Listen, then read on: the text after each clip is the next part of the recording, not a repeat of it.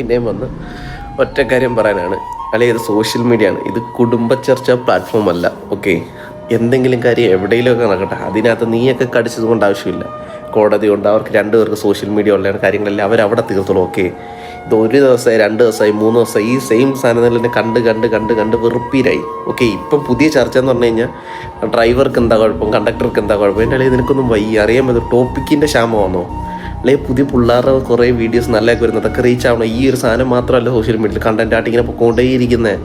വീട്ടിൽ അവരുടെ കാര്യം അവർക്കറിയാം, അവർ നോക്കിക്കോളും. അതെന്തോ ആയിക്കോട്ടെ, വെറുതെ വേണ്ടി കറണ്ട് തെളിയാത്ത കേസുകളും കാര്യങ്ങളൊക്കെ ഉണ്ട്. നിങ്ങൾ വേണമെങ്കിൽ അത് കുത്തിപ്പൊക്കുക, എന്നിട്ട് അത് അന്വേഷിപ്പിക്കുന്ന കാര്യങ്ങൾ നോക്കുക. കണ്ടന്റിൻ്റെ ക്ഷാമമാണെന്നൊക്കെ അങ്ങനെ എന്തെങ്കിലുമൊക്കെ ചെയ്യും.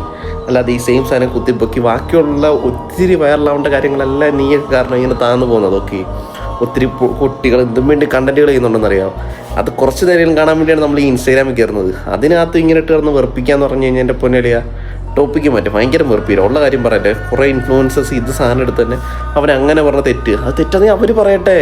ഇത് അവർക്ക് 2 പേർക്കില്ല തന്നെ, നിനക്കൊക്കെ എന്താ വെച്ചിട്ട് പോടാ. ഞങ്ങൾക്ക് മര്യാദയ്ക്ക് ഇൻസ്റ്റാഗ്രാമിനകത്ത് നമ്മൾ കുറച്ച് റിലാക്സും കാര്യങ്ങളല്ലാതെ എന്ത് സ്ക്രോൾ ചെയ്താലും പിന്നെ 2 വീഡിയോ കഴിഞ്ഞാൽ പിന്നെ ഇതിൻ്റെ ചർച്ചകൾ ഭയങ്കര വെറുപ്പില്ല കേട്ടോ.